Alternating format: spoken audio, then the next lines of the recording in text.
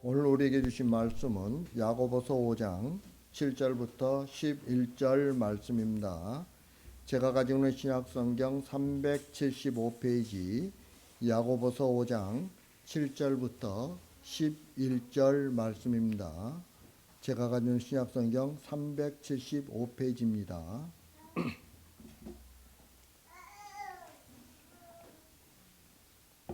다 찾으셨으면 제가 봉독해 드리겠습니다. 그러므로 형제들아 주께서 강림하시기까지 길이 참으라. 보라 농부가 땅에서 나는 귀한 열매를 바라고 길이 참아 이른 비와 늦은 비를 기다리나니 너희도 길이 참고 마음을 굳건하게 하라. 주의 강림이 가까우니라. 형제들아 서로 원망하지 말라. 그리하여야 심판을 면하리라. 보라 심판주가 문 밖에 서 계시니라. 형제들아 주의 이름으로 말한 선지자들을 고난과 오래 참음의 본으로 삼으라. 보라 인내하는 자는 자를 우리가 복되다 하나니 너희가 욥의 인내를 들었고 주께서 주신 결말을 보았거니와 주는 가장 자비하시고 긍휼히 여기시는 이시니라. 아멘. 성경은 우리가 사는 이 시대를 말세라고 말하고 있죠. 말세는 예수님께서 이 땅에 오심으로 시작되었어요. 그리고 예수님께서 약속대로 다시 오심으로 끝나게 되는 거죠.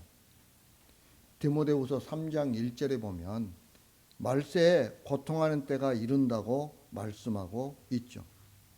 그리고 여러 이유가 있겠지만 그 중에서도 특히 사람들이 자기를 사랑하고 돈을 사랑하고 교만하고 감사하지 않고 절제하지 못하고 사납고 선한 것을 좋아하지 않기 때문에 말세가 고통의 때라고 이야기를 하고 있죠. 여러분 이것을 한마디로 말하면 하나님보다 사람들이 세상을 더 사랑한다는 거예요.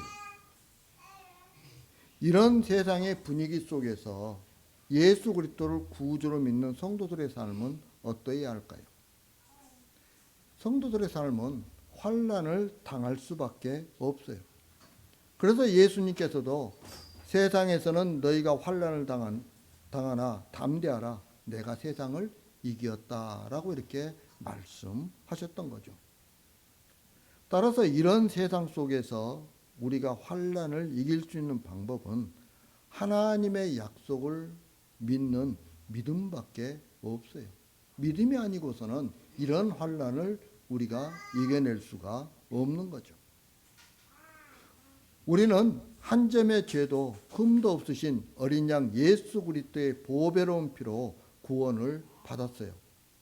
그리고 길이요 진리요 생명이신 예수 그리스도를 죽은 자 가운데서 일으키시고 그리고 영광을 주신 하나님을 그리스도를 통해서 믿게 되었던 거죠.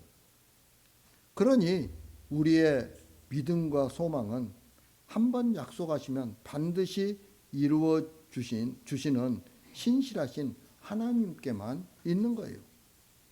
중요한 것은 하나님께서 우리를 당신의 백성으로 삼기 위하여 광야인 세상에서 연단하고 계신다는 거예요. 그러니까 우리가 이 땅에서 환난을 당하는 것은 하나님께서 우리에게 주신 연단이라고 생각을 한다면 우리는 감사할 수밖에 없는 거죠. 왜? 하나님이 나를 사랑하시고 지금도 나와 함께 하시고 나를 지키시고 있다는 것을 우리가 알 수가 있기 때문에 그러는 거예요. 그리고 그런 우리를 영원한 천국으로 인도하세요. 이런 하나님의 약속을 믿는다면 우리가 어떻게 세상을 살아야 하는지를 알 수가 있는 것이죠. 그러면 오늘 말씀을 통해 좀 더 세부적으로 어떻게 세상을 살아야 하는지 알아보도록 하겠습니다. 먼저 7절 말씀입니다. 7절 말씀 다 같이 한 목소리로 시작. 그러므로 형제들아 주께서 강림하시기까지 길이 참으라. 보라 농부가 땅에서 나는 귀한 열매를 바라고 길이 참아 이른 비와 늦은 비를 기다리나니. 아멘. 야고보는 형제들아 주의 강림하시기까지 길이 참으라라고 이렇게 권면하고 있죠. 이 말씀은 주께서 다시 이 땅에 오실 때까지 성도의 고난과 시련은 계속될 것임을 암시하고 있지. 왜냐하면 그게 끝날 것 같으면 이렇게 이야기는 않겠죠. 동시에 이 땅에 사는 성도가 가져야 할 최우선적인 자세를 설명하는 것이라 할 수 있어요. 사람들은 예수 믿으면 아무 고난과 고통이 없다고 생각을 하죠. 또 나에게 있는 모든 문제가 해결된다고 생각하기도 해요. 하지만 이런 공식은 틀렸다는 거죠. 오히려 성경은 우리가 하나님 나라에 들어가려면 많은 환난을 겪어야 할 것이라고 말씀하고 있어요. 신앙이란 이 땅에서 평탄대로로 진입하는 안내표지판이 아니에요. 오히려 고난과 시련이 있는 세상의 길을 어떻게 가야 하는가를 알려주는 이정표인 것이죠. 그게 우리의 믿음이에요. 다시 말하면 신앙이란 인생의 기준과 삶의 목표를 보이고 어떤 인생을 살아야 하는가를 사람들에게 지시해주는 가장 확실한 등대와도 같은 것이죠. 그래서 우리가 바른 믿음 가운데 이 땅에서 살아가야 하는 거죠. 여기서 야고보가 주의 강림하시기까지 길이 참으라고 한 것은 시간적으로 지루하니까 참고 기다리라는 그런 의미가 아니죠. 왜냐하면 헛된 영광을 구하는 세상에서 성도는 힘 있는 사람으로 살아갈 자로 부름받은 것이 아니기 때문에 그런 거예요.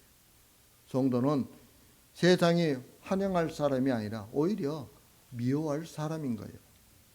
그런 세상에서 계속되는 시련과 고난 속에서 주님의 강림을 기다릴 때 성도가 갖추어야 할 각오와 태도가 바로 인내, 즉 길이 참는 것일 수밖에 없는 거예요. 그래서 길이 참고 기다리라고 우리들에게 권면하고 있는 거죠. 하나님은 왜 성도가 세상으로부터 무시를 받거나 미움을 받을 때 그런 환경으로부터 벗어나게 하겠다고 하지 않고 그냥 길이 참으라고 말씀하고 있는 걸까요? 여러분, 우리가 하나님께 원하는 게 뭘까요? 여러분들이 하나님께 원하는 게 뭡니까? 그것은 지금 현재 내가 겪고 있는 이 힘든 환경으로부터 나를 벗어나게 해달라는 게 내가 원하는 것이 아닐까요? 그러나 하나님은 그런 우리의 소원을 외면하세요. 어떤 걸 이루어주셔도 하나님의 때에 그걸 이루어주세요. 그리고 하나님의 방법으로 그걸 갖다 해결해 주세요. 뿐만 아니라 하나님의 능력으로 그 모든 것들을 이루어 주세요. 그래서 이번 단일 기도회 할 때 그 강사님이 나와가지고 그랬잖아요. 우리가 무엇을 하나님의 일을 할 때는 하나님의 때에 하나님의 방법으로 그리고 하나님의 능력으로 그 모든 것들을 해야 된다고 우리들에게 간증하고 있잖아요. 근데 우리는 어떻게 하려고 합니까? 내가 원하는 때 나의 방법으로 그리고 내 능력으로 그 모든 것들을 해결하려고 해요. 여러분 그렇게 되면 하나님이 높아지는 것이 아니라 내 마음속에 내가 높아지는 거예요. 내가 주인이 되어 살아가는 거예요.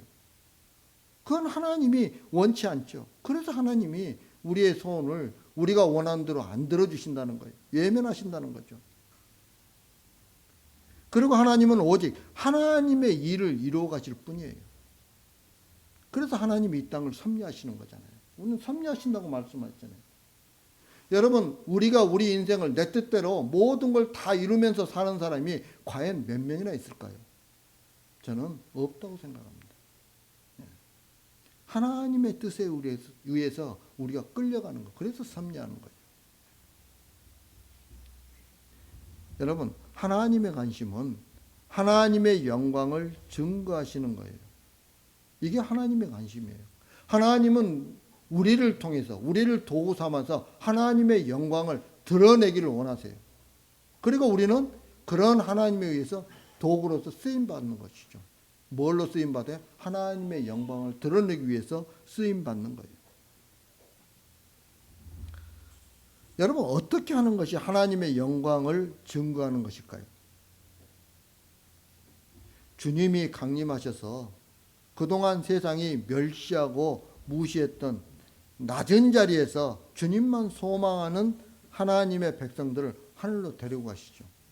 영생의 자리로 이끌어 주세요. 그럼으로써 무엇이 참된 영광이고 무엇이 헛된 영광인가를 드러내게 되는 거죠. 여러분, 이것으로 하나님의 일이 완성되는 거예요. 그러므로 성도는 이 일을 위해 세상에서 높임받기를 원하는 것이 아니라 하나님이 있게 하신 자리에서 하늘을 소망하는 낮아진 마음으로 참고 주님의 강림을 기다리는 자로 살아가는 거예요. 이게 하나님의 영광을 드러내는 거예요. 우리는 내가 뭔가를 아주 잘해가지고 아주 높은 자리에 올라갈 때 하나님의 영광이 드러날 거라고 생각을 해요. 절대 그렇지 않습니다. 그렇게 해가지고서는 나의 영광은 드러날지 모르겠지만 하나님의 영광은 드러나지 않아요. 우리가 이걸 깨달아야 되는 것이죠. 문제는 이런 하나님의 영광을 드러내는 삶은 세상이 볼 때 아무 매력도 재미도 없다는 거예요. 세상이 원하고 추구하는 것이 상 가운데 그런 것은 전혀 들어있지 않아요. 그런데도 그리스도에게 마음이 향한 사람들은 하나님이 자신을 하나님의 영광을 위한 도구로 부르셨다는 것만으로도 기뻐하고 감사하게 되는 거죠. 우리는 그것을 사도들을 통해서 확인할 수가 있는 거예요. 세상의 가치관으로는 도무지 이해하지 못할 이상한 삶의 방식이라는 거죠. 다시 말하면 세상과 불의와 싸워서 막 이기고 이런 걸 우리는 꿈을 꾸는데 어떻게 해서 사도들은? 베드로도 십자가에서 거꾸로 매달려 죽었고 도마도 맞아 죽었고 전부 다 순교당했어요. 전부 다 순교당했어요. 우리가 생각한 것과 정반대의 삶을 살았던 거예요. 여러분, 우리는 그것이 바로 그 사도들이 살아갔던 그런 삶이 성도의 삶이라는 것을 깨달아야 하는 거예요. 성도는 세상의 가치관으로 생각하고 이해하려고 해서는 안 된다는 거예요. 그렇게 되면 하나님으로부터 복을 받아 세상에서 높은 자가 되는 것을 성도의 삶이라고 생각할 수 있기 때문이에요. 여러분, 이런 사고를 가지고 있다 보면은 어떻게 하냐? 착한 일을 해서 그 이름이 사람들로부터 칭찬받는 것, 이게 바로 성도의 삶이라고 생각을 해요. 그것이 하나님께 영광이 되는 것으로 착각하는 거죠. 여러분, 이런 착각에서 깨어나기 위해 십자가에서 죽으신 예수 그리스도 앞에 나와야 한다는 거예요. 그리고 예수 그리스도의 길을 걸었던 사도들을 생각해야 한다는 것이죠. 여러분, 예수님의 제자들은 어떤 삶을 살았을까요? 자기를 부인하고 자기 십자가를 지고 예수님을 따르는 삶을 살아간 거예요. 우리는 어떤 삶을 살아야 제자의 삶을 살 수 있어요? 똑같아요. 자기를 부인하고 자기 십자가를 지고 예수님을 따르는 삶을 살아야 하는 것이죠. 사도들이 갔던 그 길을 간다는 것이 무엇인가를 우리는 깊이 생각하며 살아가야 하는 것이죠. 그래서 이게 하나님의 뜻이 맞습니까를 자꾸 물어봐야 돼요. 하나님의 뜻이 무엇입니까? 저는 어떻게 해야 될까요? 하나님의 때, 하나님의 방법으로, 하나님의 능력으로 이 모든 일을 이루어 주세요라고 우리는 기도할 수 있어야 되는 거죠. 그리고 내가 원하는 대로 되지 않더라도 하나님 앞에 감사할 줄 알아야 되는 것이죠. 이게 자기를 부인하고 자기 십자가를 지고 주님을 따르는 삶이에요. 여러분, 야고보는 지금 여기서 이렇게 이야기해요. 보라, 농부가 땅에서 나는 귀한 열매를 바라고 길이 참아 이른 비와 늦은 비를 기다리나니 라고 이렇게 말하고 있어요. 농부는 준비한 땅에 농작물에 씨를 뿌린 후 그것이 자라 열매를 맺기까지 인내함으로 참고 기다려요. 또한 농작물이 성장하는 동안에는 때를 맞춰 가을비인 이른비와 봄비인 늦은비를 기다려요. 여러분, 우리는 이걸 이해를 잘 못해요. 우리나라의 여건, 기후 여건과 유대의 기후 여건이 다르기 때문에 우리는 잘 이해를 못해요. 유대인들의 밭을 보면 돌밭도 있고 거기에 길도 나 있고 막 그래요. 그래서 거기에다 어떻게 하냐면, 그리고 여름 내내 떼약볕이 오고 비도 거의 안 왔기 때문에 땅이 너무너무 단단해요. 잘 파지지가 않아요. 그런데 씨를 뿌리면 씨가 맺히지를 않아요. 뿌리를 내리지를 못해요. 말라 죽어요. 그런데 가을비인 이 이른비가 오게 되면은 어떻게 되냐면 땅이 축축해지죠. 그래서 거기에다 씨를 뿌려요. 무슨 씨를 뿌려요? 밀과 보리를 뿌리는 거예요. 밀과 보리. 밀과 보리를 뿌리게 되면 이게 싹이 나요, 거기에서. 그냥 사람들이 뭐 경작하고 뭐 하지도 않는데 싹이 나요. 그리고서 그게 이슬을 머금으면서 계속, 그리고 그 늦은 이른 비가 내린 그 비 때문에 이게 자라나요. 그리고 봄이 되면 싹이 나오고, 싹이 나오면서 자라기 시작해요. 네. 그리고 마지막에 늦은 비가, 봄비가 오면서 어떻게 돼요? 결실을 맺게 되는 거죠. 그리고 수확을 할 수 있는 거예요. 그런데 농부들은 자신이 밭에 뿌린 씨가 귀한 열매를 맺는 과정에서 매우 중요한 것이 이른 비와 늦은 비를 내리도록 하는 거예요. 그런데요, 농부들이 그걸 할 수 있을까요? 못할까요? 못해요. 이른 비와 늦은 비를 누가 주세요? 하나님이 주신다는 거예요. 자기들 능력 받기라는 거예요.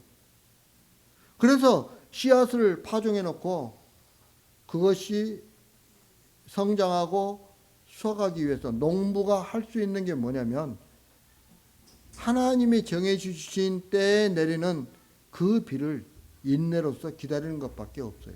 참고 기다리는 거예요, 그냥. 뭐 다른 거 자신들이 해야 될 게 없어요. 해야 될 게. 야고보는 이런 농부의 인내를 본으로 제시하면서 지금 고난 가운데 있는 그리스도인들도 주의 강림을 기다리며 인내해야 한다고 말하고 있는 거죠.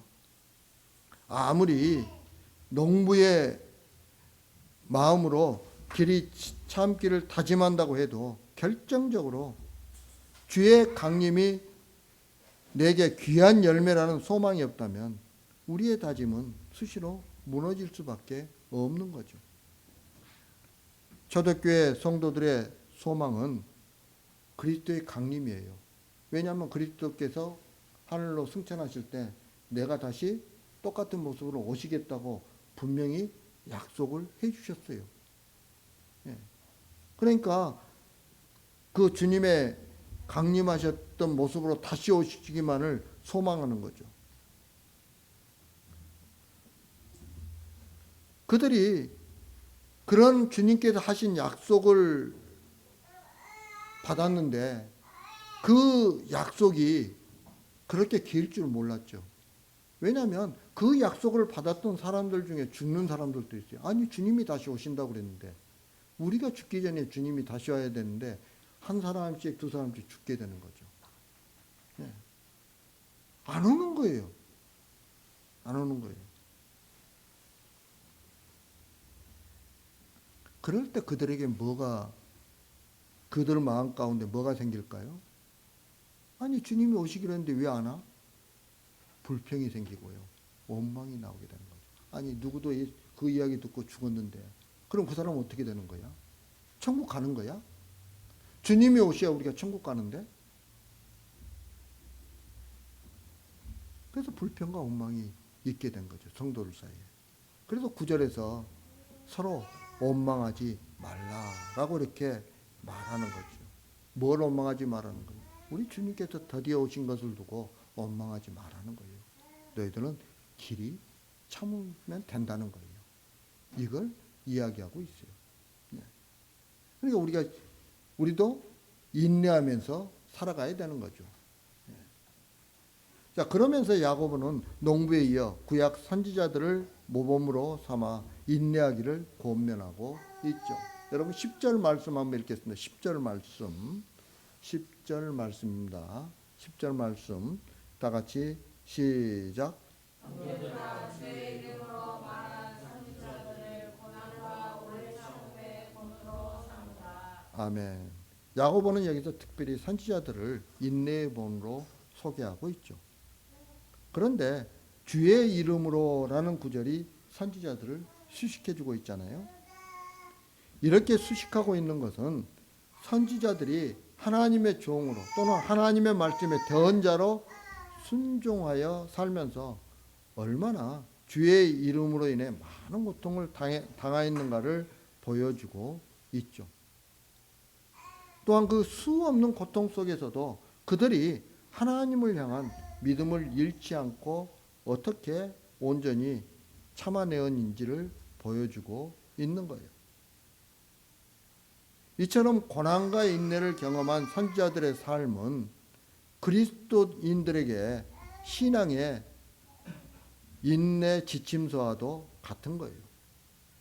하나님의 말씀을 따라 산다는 것은 선지자들의 삶 속에서 드러나듯이 항상 고통을 수반할 수밖에 없는 거죠. 그래서 야고보는 선지자들을 인내의 모범으로 제시하고 있어요. 하나님을 섬기는 자라면 이 땅에서 필연적으로 겪게 될 고통을 인내로서 소망 가운데 이겨내야 한다는 것을 그리스도인들에게 강조하고 있는 것이죠. 그리고 야고보는 고난 중에 인내한 두 번째 모범으로 욥을 들며 그의 결말을 보라고 말씀하고 있어요. 여러분 11절 말씀 한번 읽겠습니다.